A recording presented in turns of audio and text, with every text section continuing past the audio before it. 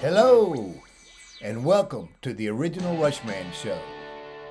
On this show, we will be taking an historical look into the mystical, magical, musical world of Rush, highlighting the career of Rush as seen through the eyes of a Rush fan of over 45 years.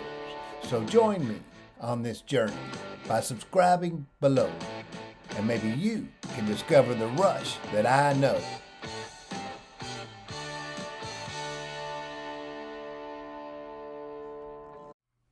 All right, thanks for joining me for episode number 25 of the Original Rushman Show. They tried to cancel the band Rush with this article from 1978. Rush was a band that did just about everything differently than all other bands. From the way they wrote their music, to the way they performed their music live, to the subject matter inside that music. And as a result, they were an easy target. As a kid, I remember going through every music magazine I could find, opening up and perusing through the index to see if there was any article about Rush, because I wanted to find out as much as I could about my favorite band. And if I found one, I usually read it right there in the store, because the articles were more often than not negative.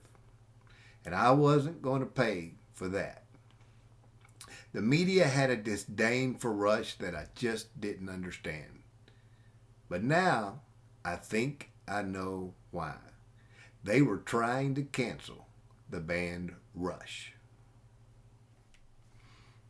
In England, 1978, at the Hammersmith Odeon, the music reviewer for the New Musical Express named Barry Miles got the job of interviewing Rush after the concert. This infamous March 4th, 1978 article that followed described Rush in a very unfavorable light. Barry Miles' concert review and profile of Rush turned into a malicious attack, starting with the headline that read, "Is everybody feeling all right?" with GEDDIT, get it, in parentheses. The gist of this being that heavy metal tourist Rush are all righter than most, as Miles discovers. That is the headline of the article we're about to discuss. I found this article from Rock's Back Pages.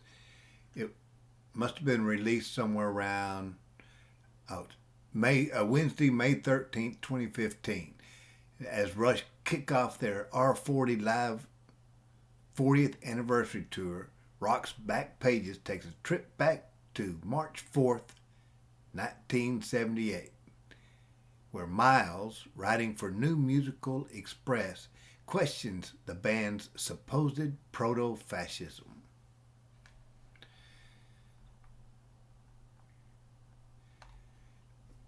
Barry Miles starts off his article with a quote from Ayn Rand, I guess to expose how ridiculous she is. "And here over the portals of my fort I shall cut in the stone the word which is my beacon and my banner, the word which will not die, should we all perish in battle, the word which can never die on this earth, for it's the heart of it and the meaning and the glory, the sacred word ego." Closing passage from Ayn Rand's Anthem. The most ironic thing about that quote is it's Barry Miles and his ego that wouldn't allow him to listen to what Rush was trying to say, to give any credence to what Rush was trying to say, to admit in any way, shape, or form that he could possibly be wrong. But ego is a bad thing. He starts off by saying, "I got the job of interviewing Rush because I was the only one on NME who knew who Ayn Rand was. Simple as that." Well, I don't believe that, because Ayn Rand was to the socialists as Saul Alinsky was to the capitalists. Everybody knew who Ayn Rand was in 1978. But he goes on to say she's an obscure, ultra right wing American cult writer of the late 30s and early 40s. And yes, Rush follow her ideas. The Epic 2112 is a rewrite of her book Anthem, and they also named their Canadian record label after the same book. He says that I did a crash course on Rush, played their albums, probably so, read some interviews, reread a couple of Ayn Rand's books. I call BS on that because you don't just reread a couple of Ayn Rand's books. Have you ever seen an Ayn Rand book? It's about this thick. Must have took her 10 years to write each one of them. I think she only wrote 3. So you don't just reread a couple of Ayn Rand's books. Then he starts off by saying, I didn't think the concert was quite as bad as last week's NME review. In other words, he torched them and destroyed them and said they were probably the worst band he'd ever seen in his entire life. And he says, I mean, they're just a power trio in the grand tradition of Cream, Nice, and Blue Cheer, updated into the later 70s with voice echoes, fold-back EQ, phasing on the drums, and a very sophisticated lighting system. Nothing to worry about. The interview starts off normal. Neil talks about how hard rock is our kind of music, the music we grew up on. It's what comes naturally to us. We just look at it as something that we're trying to keep contemporary. We're not trying to play the music of the late 60s. We're trying to play the music of the late 70s, which has grown out of the 60s. He says we're trying to take a modern approach in the same way the Beatles took a modern approach to Chuck Berry, and so on. For us, the people we followed were Jeff Beck, The Who, Cream, Hendrix, mainly British bands. And then he goes on, inserts into the article part of his critique of the concert. He says, vocalist Geddy Lee has an interesting voice, very high-pitched and not unlike David Surkamp of Pavlov's Dog. I don't know. Anybody know who that is? Never heard of Pavlov's Dog or David Surkamp. He says at dynamic peaks in the music, he breaks into a high castrati, shrieks and yelps like a throttled blackbird clamped to the PA. Now that's not very creative in my opinion. I prefer like a cat with his tail caught underneath the rocking chair myself, but whatever. And then he says Alex Lifeson is a reasonable guitarist of his genre. I've been to too many Hendrix, Cream, and Zappa concerts to say better than that.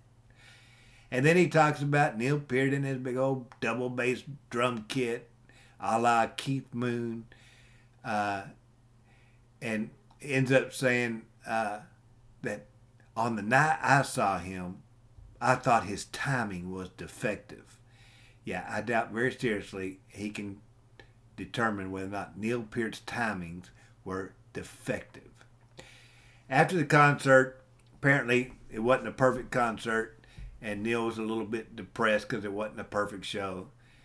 And they talked about their American tour and that this was the 120th concert of this current tour. And Neil continues talking about the extremely elusive perfect show. He said, I would say that out of all those shows, there were only 3 that I would consider as the standard, as the ideal show. So I got to figure that all those other 117 were substandard. Well, I don't mean they were substandard, but they were below the perfect level. Geddy said we don't expect the audience to know what that standard is. It's purely a personal measure against past performances. Because this brought up the matter of their attitude towards their audiences. At Hammersmith, the audience was the usual heavy metal crowd pretending to play the guitar and giving power salutes at the end of each number. Rush didn't seem to take any notice of them despite their obvious enthusiasm, if not fanaticism.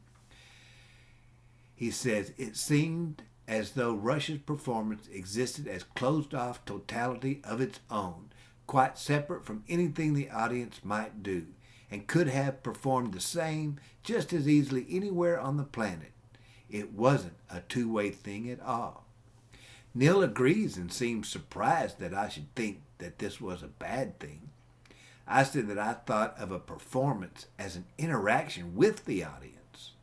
Getty answered, from their perspective, it is, but not from ours. We just have a goal to achieve and a certain standard to get to.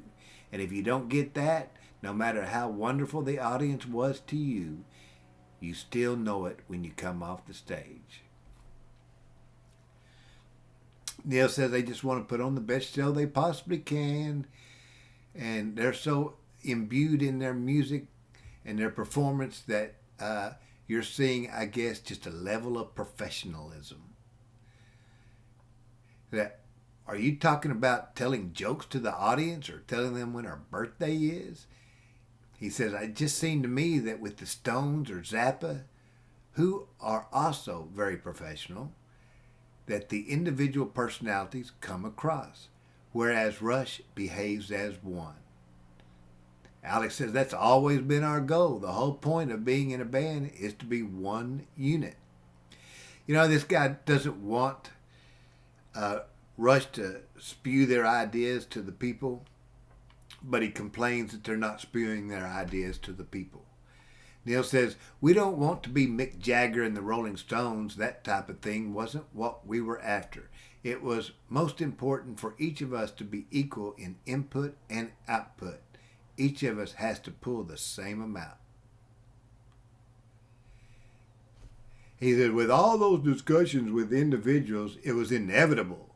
He pre-planned this. No doubt it was coming up sooner or later. But he says it was inevitable that the conversation should turn to Ayn Rand, high priestess of the ultra-right Reds Under the Bed Brigade. It seemed very odd to me that a 70s rock group should dig up a Cold War hero and warm her up.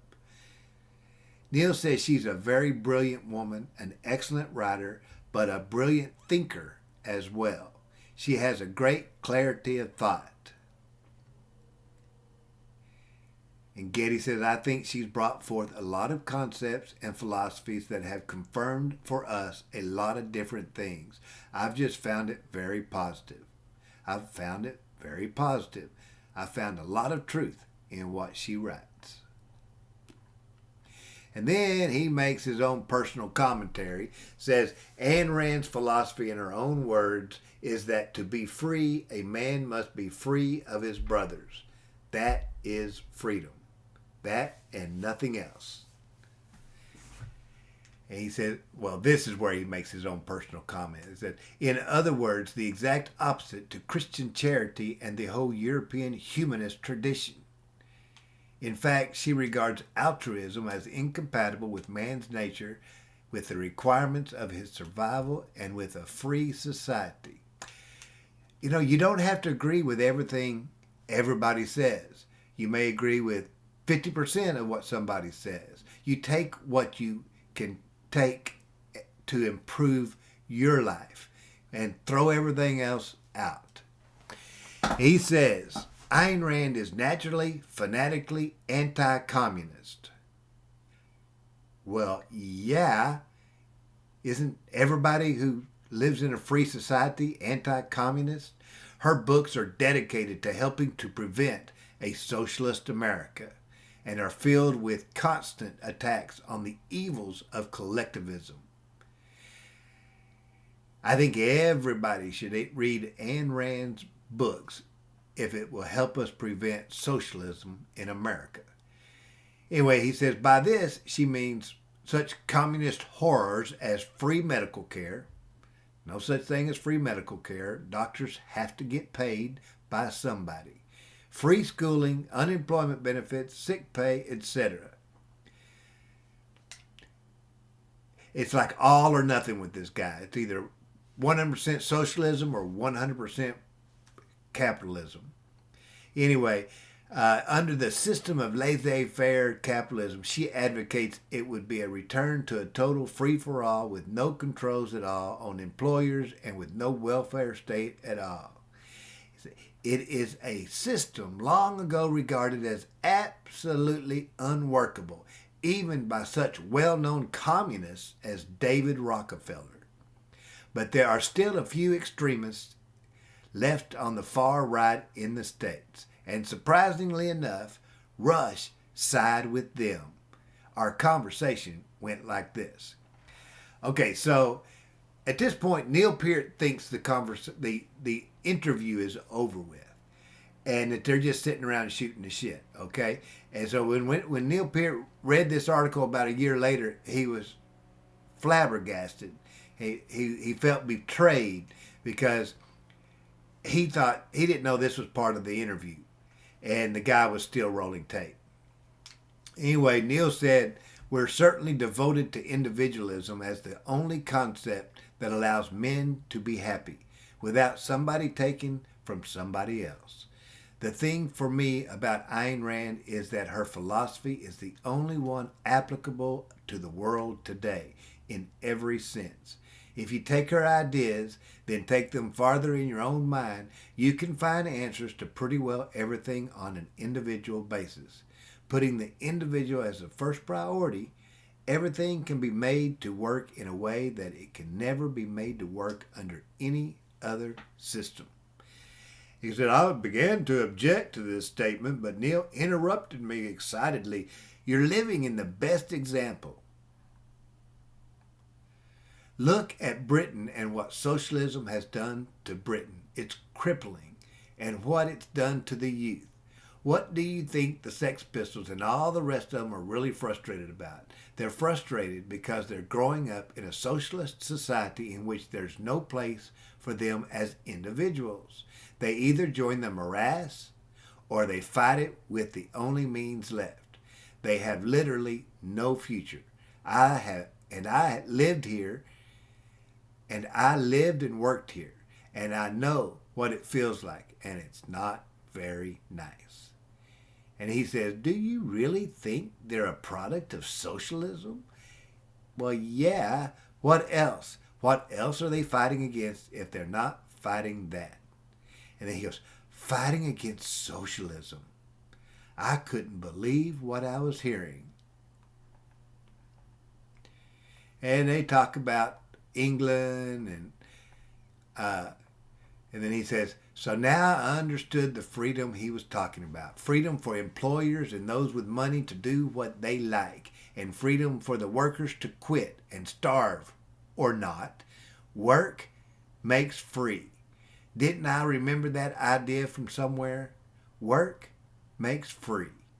Oh, yes. It was written over the main gateway to Auschwitz concentration camp, where Getty's mother and father as teenagers were kept, and Alex's mother and father as teenagers were kept." Oh, man, oh, man, oh, man. He talked about trade unions and stuff like that. And he says, "I had to ask the obvious. If it was true freedom for workers at a factory to be bargain with the boss, why wouldn't they be even more free if they did away with him altogether and simply ran the place themselves as workers council? After all, they do all the work."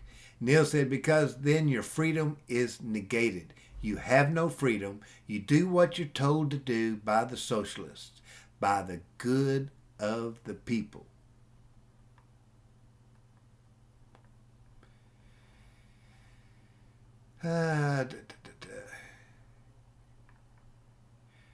Well, he says, I didn't want to get into an argument about ownership of the means of production being a different matter from personal property, particularly since I'd had to wait some time at the Holiday Inn bar before Rush could see me.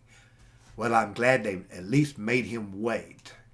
The trouble with this argument was that Rush hadn't the faintest idea of what socialism is. I said there were no truly socialist countries, but Neil thought otherwise. Neil said, well, most of Europe is, isn't it? Canada is. And he goes, what? A few nationalized industries? That's at best state capitalism. Neil goes, state capitalism? What's that? He said, instead of a multinational as a boss, you have the government. And Neil goes, you have the government that owns airlines that lose money, school systems that lose money, build roads that lose money, hotels that lose money. And he said, you don't think free medicine is a good idea? And again, obviously not. Where are all the good British doctors right now? Well, the good ones are still here. Neil said, oh yeah, you think so? Where are all the British scientists? Probably in the States. Now, so why is Britain in the state it's in if it's not socialism? What is it? Why is British technology 25 years behind America? If free enterprise had come in after the war, this country would be fine. He goes, I won't bore you with our discussion about the war and American capitalism, but it turned out that Neil didn't even think America was capitalist.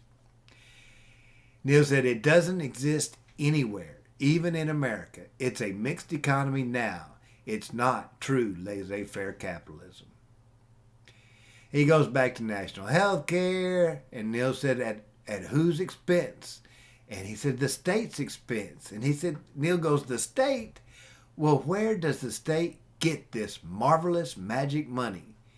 And Barry says, tax. And Neil goes, exactly. Well, maybe I don't want to pay tax.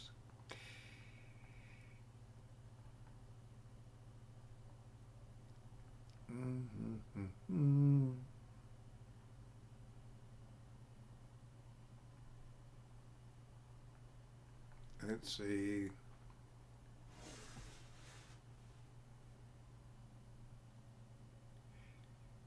He goes, and they were talking about art under socialist states and how it cripples art and entertainment. And Barry goes, to me, this is getting too absurd to answer because the whole extreme right position is so illogical and irrational. The thing is, these guys are advocating this stuff on stage and on record, and no one even questions it. No one is on their case. All the classic hallmarks of the right wing are there. The pseudo-religious language. Compare their lyrics to Ayn Rand's quote at the head of this article, which extends right down to calling their touring crew road masters instead of road managers. The use of a quasi-mystical symbol, the naked man confronting the red star of socialism. He said, at least I suppose that's what it's supposed to be. It's all there. Then, he says, they are actually very nice guys. They don't sit there in jackboots pulling the wings off flies. They are polite, charming even, naive, roaming the concert circuits, preaching what to me seems like proto-fascism, like a leper without a bell.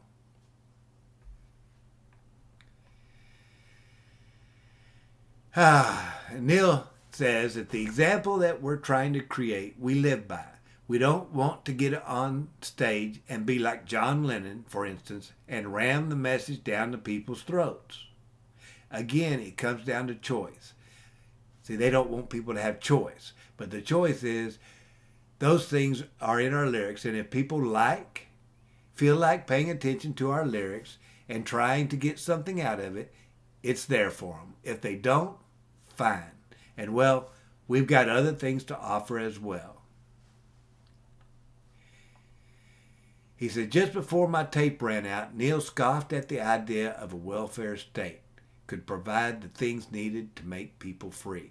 For some people, freedom is freedom from worrying about medical care, for instance. But these things cannot appear magically, you know. This is the overlooked factor.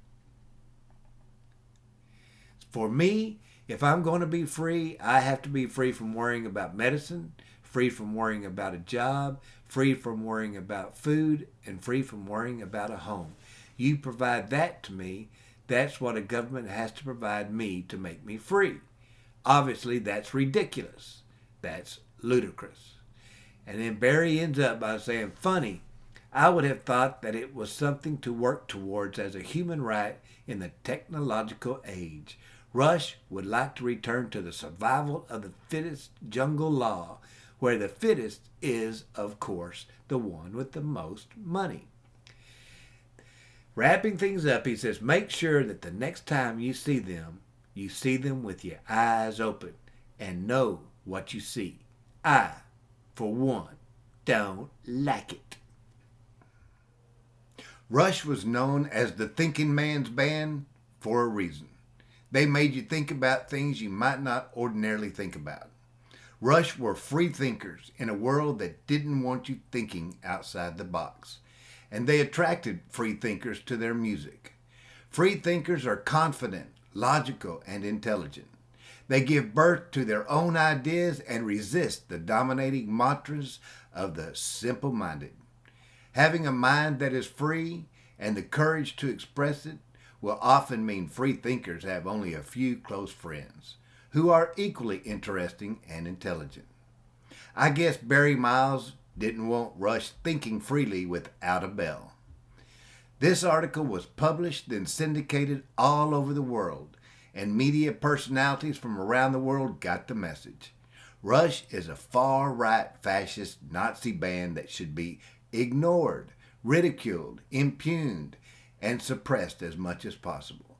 In other words, Rush had been canceled.